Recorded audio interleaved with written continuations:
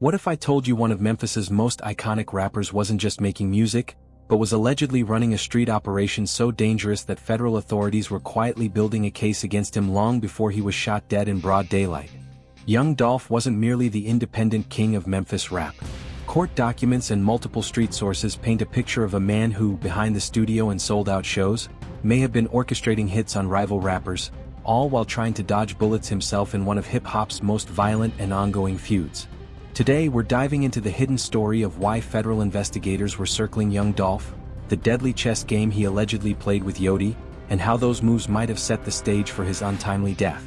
From attempted hits to federal probes, this is the story they don't want you to know.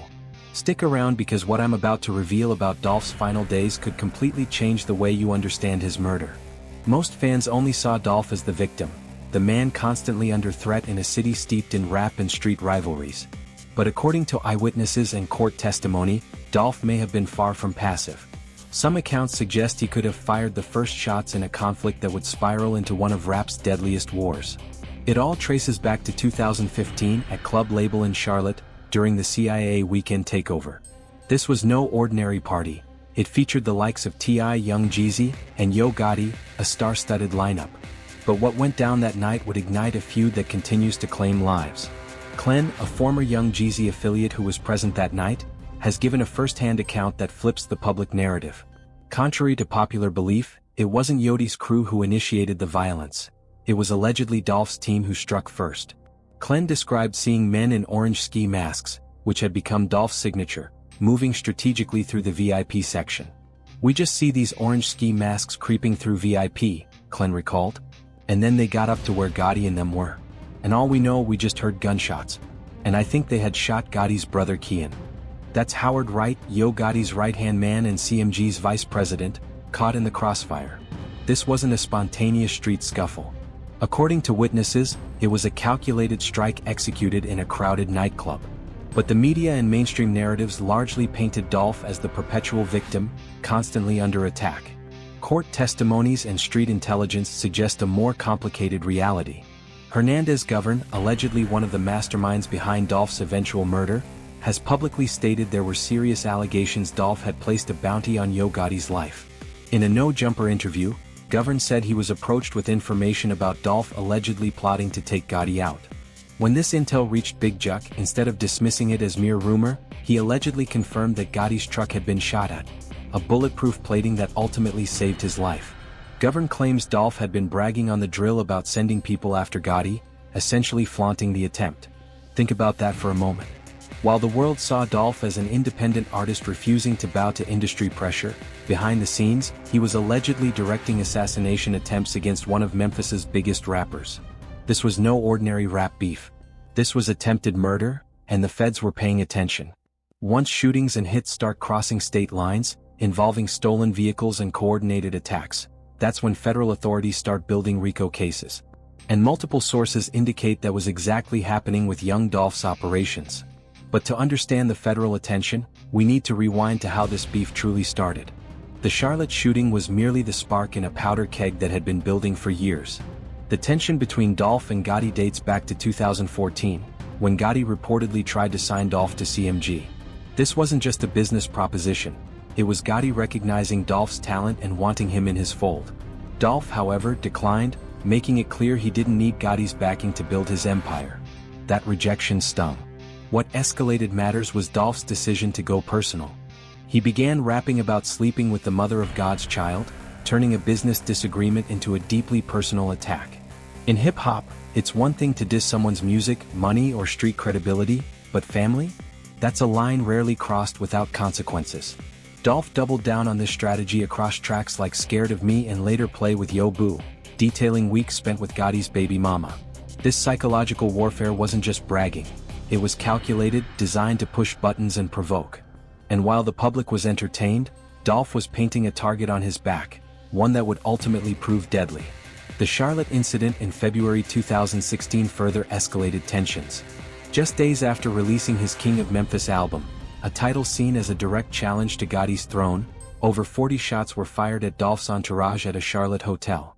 3 suspects were arrested, including Howard Wright, who had been shot at the year before. And this was just the beginning. A pattern emerged. Dolph would drop a diss track or make provocative statements, and soon after, bullets would fly. In March 2016, after the release of the Play Wit Yo Boz music video, which featured a Gotti lookalike being disrespected, an attempt was made on Dolph's life, with over 100 rounds fired in Charlotte.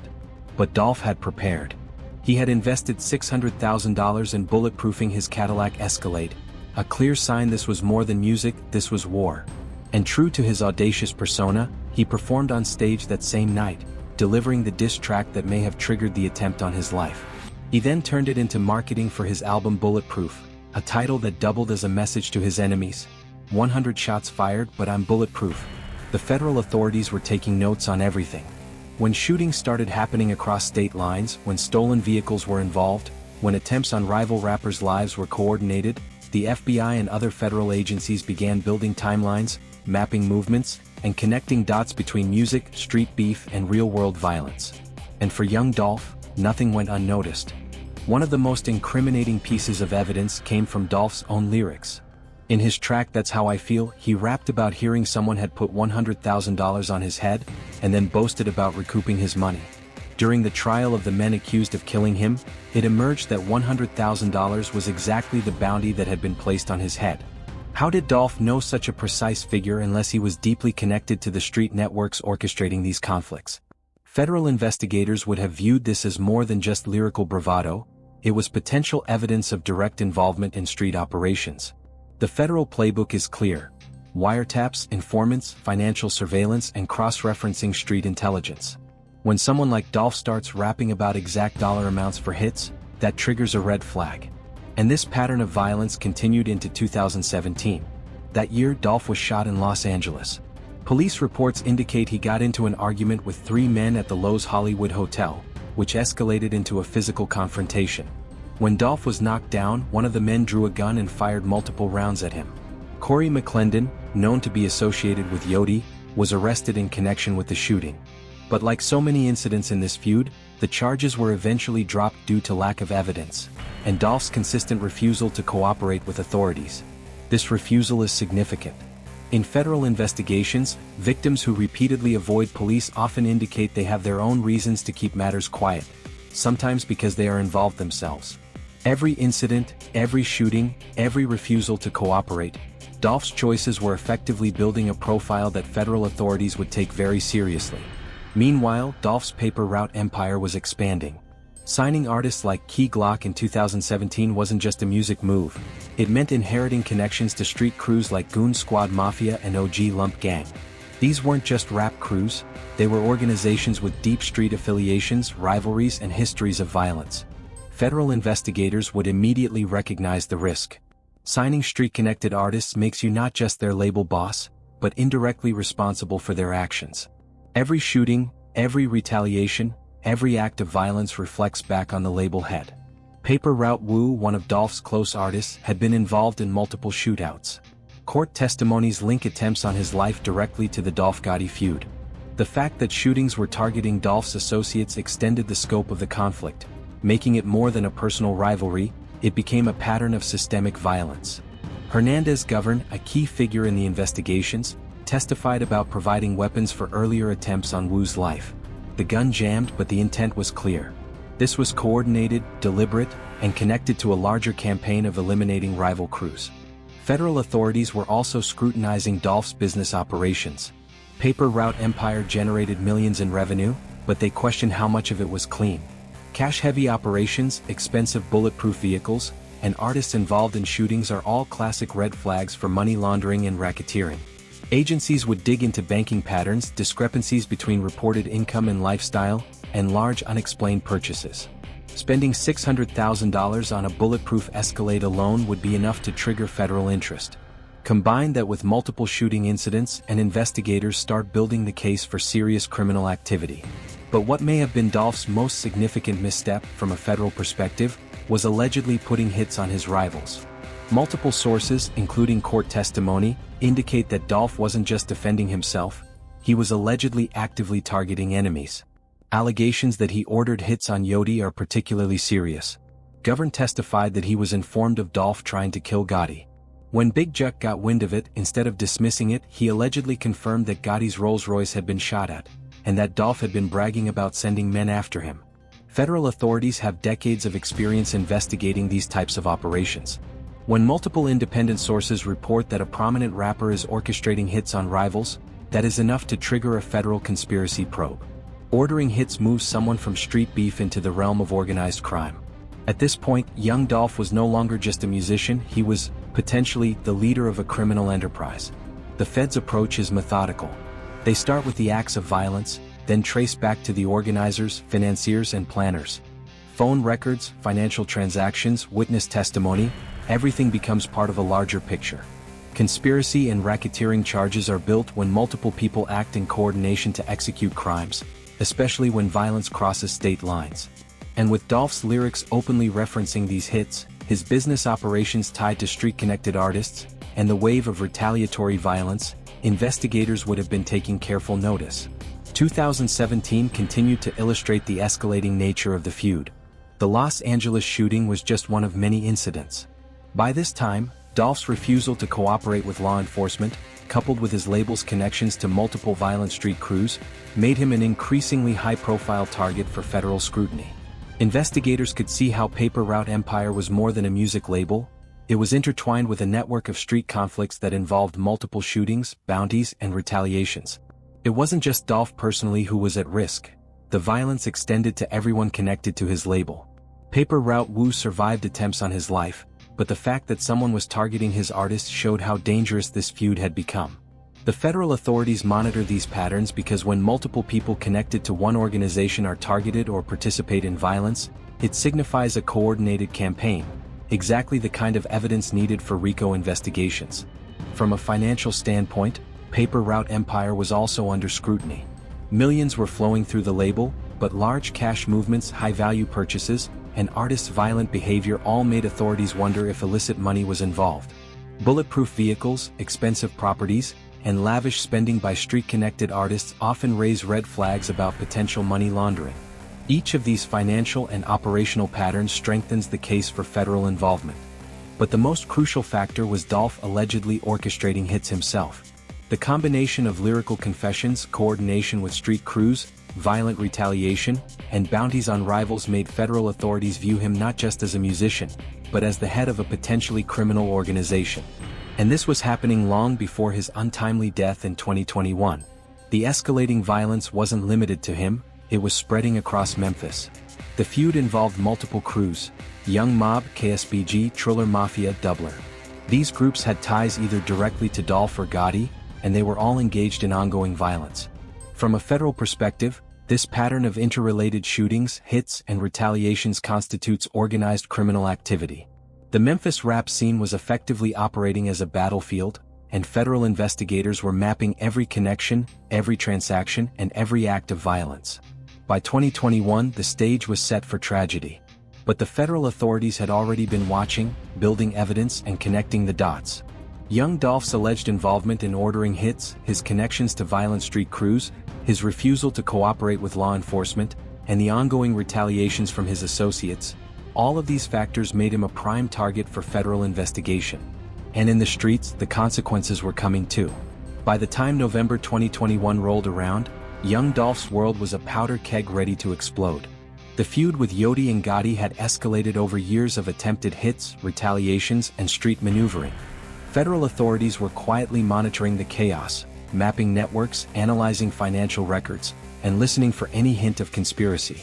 But nothing could have stopped what was about to happen on that fateful day. It was November 17, 2021. Dolph made a routine stop at Makita's Cookies in Memphis. On paper, it was an innocent errand. He was picking up treats for his mother during his annual Thanksgiving turkey drive. But anyone watching the streets knew this was a city where nothing was simple, and anyone connected to the Dolph-Gotti feud was a potential target. And in that moment, the unthinkable happened. Two masked gunmen, later identified as Justin Straight Drop Johnson and Cornelius Smith, ambushed Dolph in broad daylight. Over 20 shots rang out, hitting him 22 times in the head, chest, and back. His brother Marcus, who had accompanied him, returned fire, hitting both shooters, but it was too late. Young Dolph was dead, just 36 years old. The execution-style hit was meticulous. The shooters had been surveilling Paper Route Empire artists for months. They used a stolen white Mercedes-Benz, had predetermined escape routes, and coordinated the attack with precision. This wasn't random violence, it was a professional, organized assassination. From a federal standpoint, this looked exactly like the type of Operation RICO laws are designed to address. Multiple individuals, coordination, planning, and intent to kill, classic organized crime. During the trial of Dolph's alleged killers, the extent of the conspiracy came into focus. Cornelius Smith testified that Big Juke had placed a $100,000 bounty on Dolph's head. Hernandez Govern, who had connections to both the shooters and CMG, allegedly coordinated the hit. And the chilling reality? Bounties weren't just on Dolph. Multiple paper route Empire artists were marked for assassination, meaning this wasn't personal, it was a campaign aimed at dismantling an entire organization. The aftermath unleashed what would become known as the Slide for Dolph campaign, a series of retaliatory killings across Memphis. The violence spread quickly, claiming lives indiscriminately. Within 6 days of Dolph's death, D-Money, a Memphis comedian who had made insensitive comments about Dolph on social media, was gunned down at a gas station in North Memphis. The message was clear: disrespect Dolph's memory and you'll pay the ultimate price. But the real web of violence extended far beyond individual casualties. In January 2022, Big Nook Sky, a KSBG rapper with childhood ties to Straight Drop, was killed in the parking lot of his apartment complex. Online, it was framed as another Memphis retaliation for Dolph, but the reality was more complex. Nook Sky was caught in overlapping beefs, illustrating how these street wars ensnared anyone remotely connected. This guilt by association mentality was exactly what federal authorities monitored. It signaled systemic criminal behavior rather than isolated incidents. As the months rolled on, more targeted hits followed. Cheese Dollar, another KSBG rapper, was executed in a McDonald's parking lot by alleged Young Mob members Mohammed Samba and Quinton Moss. Each murder was calculated, tracking victims, studying routines, striking in public to send a message. Big Grape was gunned down at a gas station. Junior Splat, a 15-year-old boy, was killed in his home, showing just how far-reaching the collateral damage of these conflicts had become. These weren't random acts, they were carefully orchestrated, each murder part of an ongoing cycle of retaliation and fear. The federal authorities were watching all of this unfold with growing alarm. What began as a rap beef had transformed into a full-blown gang war engulfing Memphis. Multiple crews, Young Mob, KSBG, Triller Mafia, Doubler, were directly or indirectly connected to Dolph or Gotti, and all were actively engaged in lethal street violence. The pattern was unmistakable: organized networks using violence to settle disputes, eliminate rivals, and maintain dominance. From a federal perspective, this was no longer just a rap feud, it was a criminal enterprise, the very type of activity RICO statutes were created to dismantle. The apex of retaliation came in January 2024. Big Juke, Yoti's brother and alleged mastermind behind Dolph's murder, was assassinated outside a restaurant in Memphis. Juke had just left their uncle's funeral when gunmen opened fire, killing him instantly. This wasn't just revenge, it was a message. You can eliminate the king, but the kingdom will retaliate. The level of planning and coordination behind Juke's death confirmed the systematic nature of the violence, further validating federal concerns. For federal investigators, these events painted a clear picture. The Memphis rap scene had become a battlefield where music labels doubled as fronts for organized crime. Each shooting, each retaliatory hit, and each publicly visible act of violence provided insight into a network of criminal operations spanning multiple crews and cities. Every act, from street-level hits to high-profile assassinations, fit a pattern consistent with racketeering. And yet, the violence wasn't confined to the streets alone. The ripple effect devastated the broader Memphis rap scene. Rising stars were caught in the crossfire, careers were destroyed, and young people were being drawn into conflicts they didn't fully understand. Each murder served as a warning. Align with the wrong crew, disrespect the wrong artist, or simply be in the wrong place at the wrong time and you could be next. The federal authorities documented it all, connecting the dots between street violence, label affiliations, and retaliatory killings. It wasn't just about revenge, it was strategic. Bounties on multiple artists, coordinated surveillance, and targeted attacks showed a level of organization that mirrored mafia-style operations more than typical street beef. Investigators were likely using everything at their disposal: wiretaps, informants, financial records, and social media monitoring. Every text, call, and transaction could be used to establish conspiracy, coordination, and intent. Young Dolph's death, tragic as it was, also became the catalyst for a series of events that transformed Memphis into a war zone. The Slide for Dolph campaign escalated into months of retaliations, and the violence continued to spread, affecting anyone with ties to the original conflict. The street politics, loyalties, and long-standing feuds were now being enforced with bullets, and the cycle showed no signs of slowing. From a federal perspective, this is precisely why RICO laws exist: to dismantle organizations that use systematic violence to enforce control. What federal authorities were seeing in Memphis was textbook organized criminal activity. Multiple murders, coordinated attacks, bounties on enemies, and a network of artists and street crews working in tandem, all of it was ripe for federal action. Meanwhile, the broader impact on the community was severe. The Memphis Police Department had been tracking an uptick in youth violence that correlated with the feud, with teenagers choosing sides, representing crews, and becoming casualties of a war they didn't fully understand. Federal authorities recognized this as a public safety issue, extending beyond individual crimes to societal impact. Young Dolph's empire, Paper Route, wasn't just a record label anymore. It was a central hub for a network of street-connected artists whose actions were now under federal scrutiny. Every shooting, every retaliation, every act of violence could be traced back to the label in the eyes of investigators. And with his alleged involvement in ordering hits and coordinating attacks, the potential for RICO charges loomed large. This is the stark reality: the feud between Dolph and Gotti wasn't just about music. It had evolved into a multi-layered conflict involving street crews, organized hits, and systemic violence. Federal authorities weren't just passive observers. They were actively documenting a complex network that combined music, business operations, and deadly street politics. As the violence in Memphis continued to spiral, federal authorities were no longer passive observers. They were preparing to act. What started as a feud between two rappers had evolved into a full-blown network of organized crime, with multiple crews, bounties on artists, and coordinated attacks painting a clear picture of systemic criminal activity. From the Fed's perspective, Memphis had become a testing ground for how modern rap labels could double as fronts for organized crime. By mid-2024, the federal move was clear. Investigators had spent years tracking phone records, financial transactions, and surveillance footage, carefully connecting the dots between the shootings, hits, and business operations tied to Paper Route Empire and allied crews. They had identified key players, mapped relationships, and traced the money fueling this violence.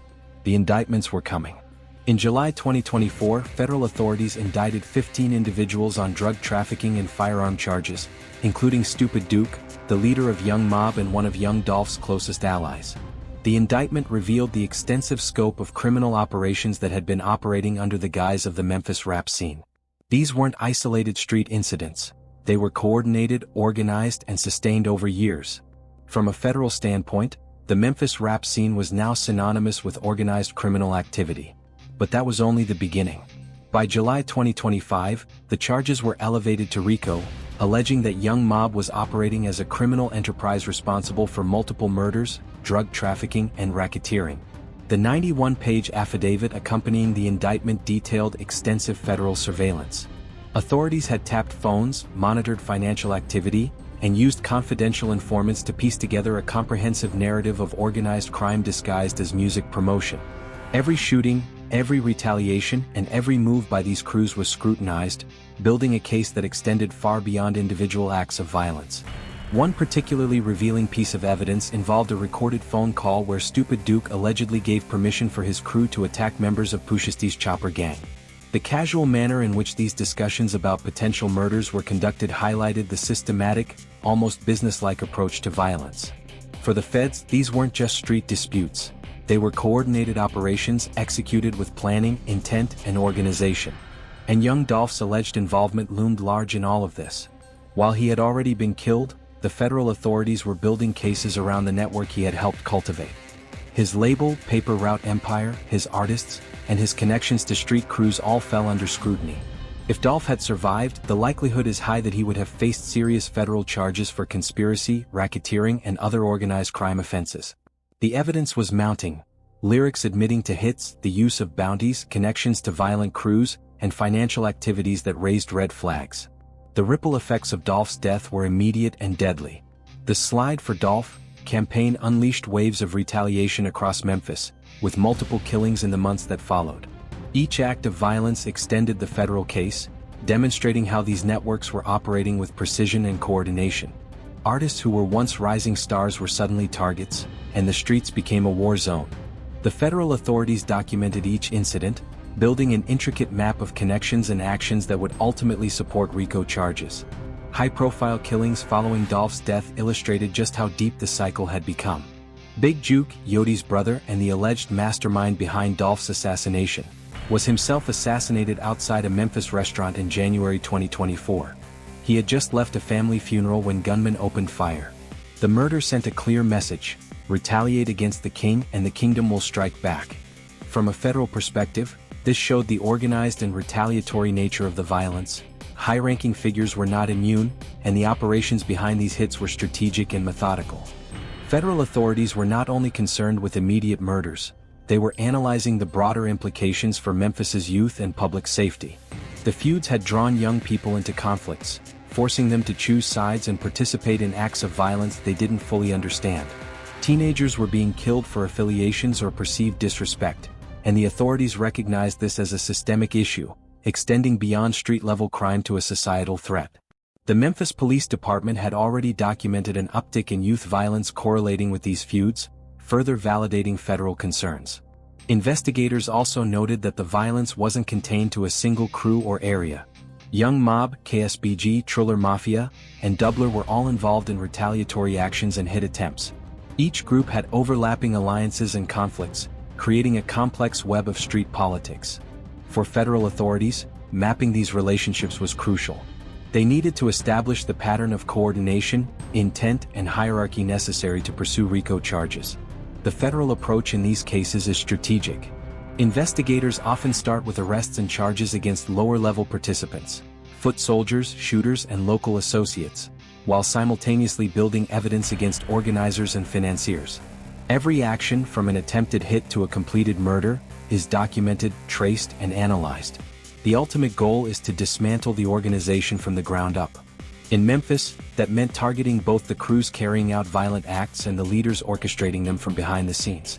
Even beyond the immediate violence, the economic and operational aspects of these organizations were under scrutiny. Paper route empires' revenue streams, the spending habits of artists, and large purchases like bulletproof vehicles raised questions about potential money laundering and other financial crimes.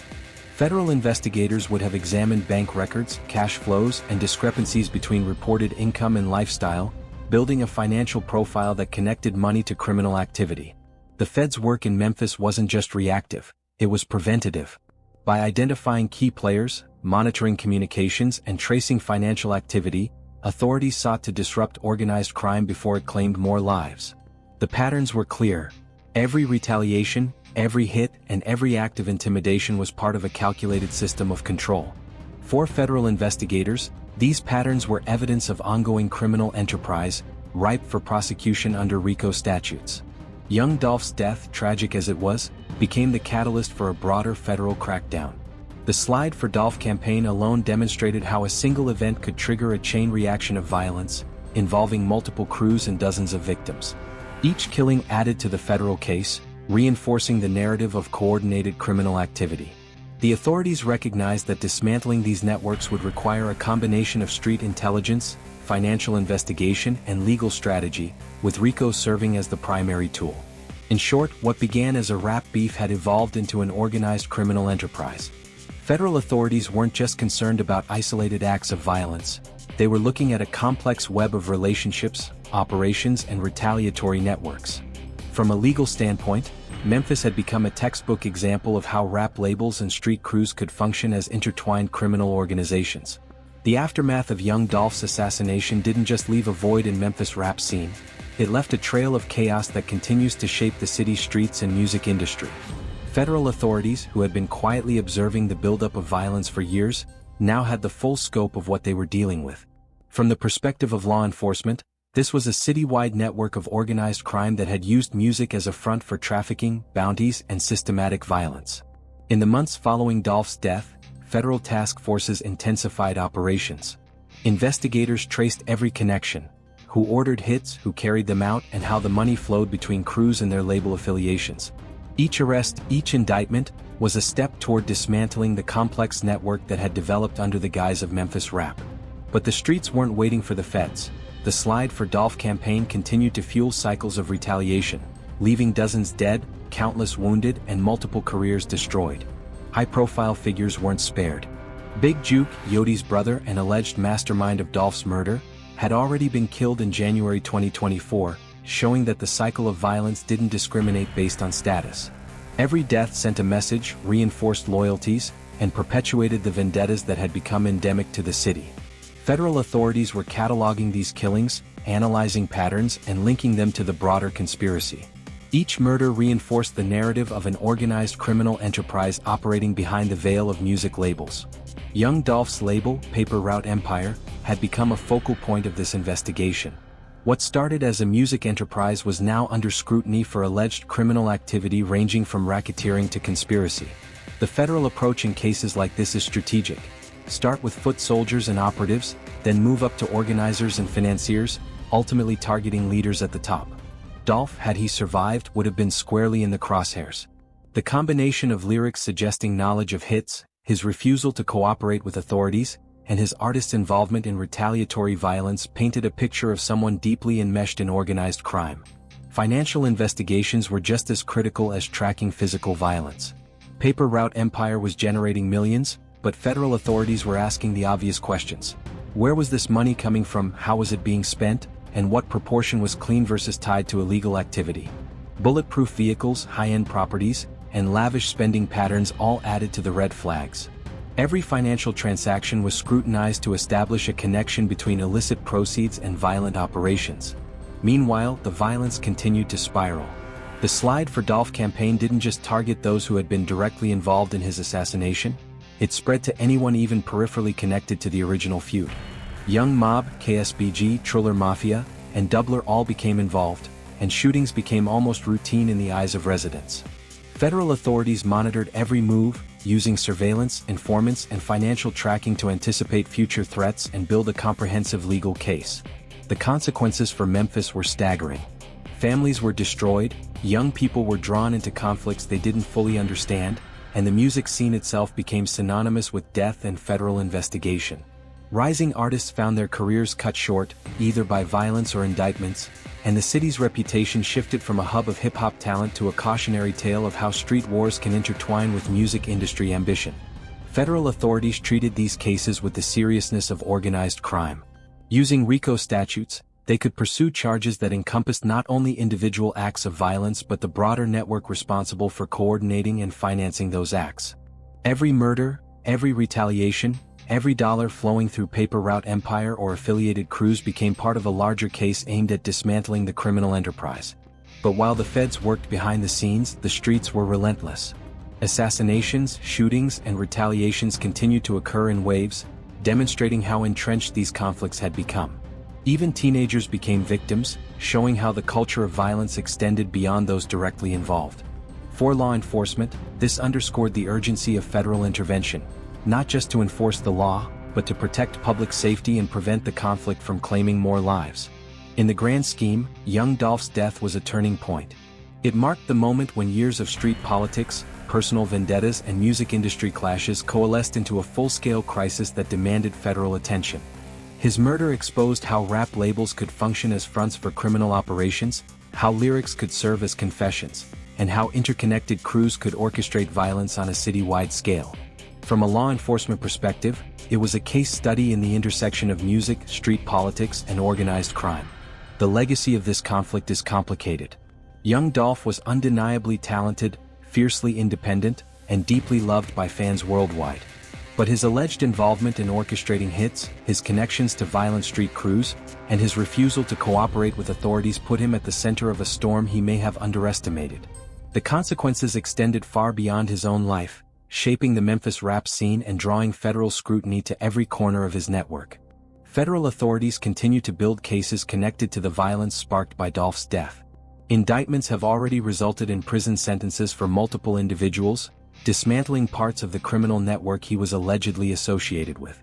The ripple effects of these investigations have changed the landscape of Memphis rap forever. Artists who might have been stars are now facing decades behind bars, and the city's music industry is being forced to reckon with the consequences of interwoven street and music politics. Ultimately, the story of Young Dolph is more than a tale of a talented rapper caught in a deadly feud. It's a cautionary lesson about the consequences of intertwining the streets with the music industry. Federal authorities have made it clear: organized criminal activity, no matter how glamorous it appears in the music scene, will be prosecuted to the fullest extent of the law.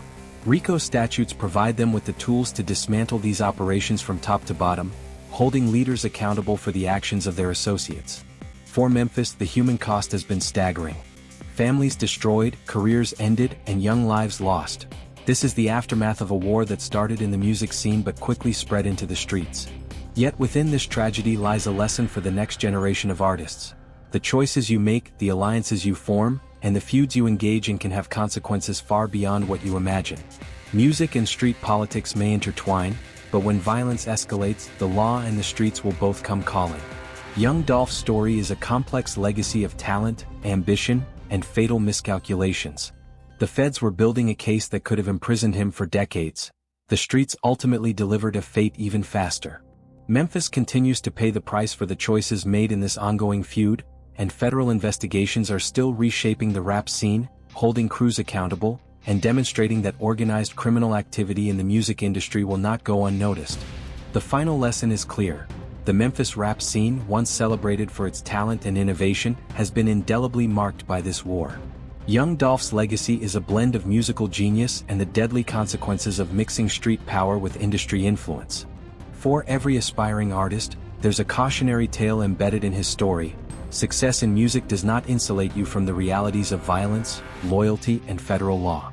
And so, the Memphis rap scene continues to evolve under the shadow of this conflict. Lives have been lost, families broken, and careers cut short.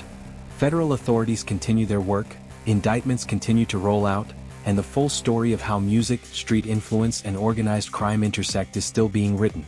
The narrative that began with a feud between Young Dolph and Yodi has transformed into a citywide lesson on the risks of intertwining street power with artistic ambition.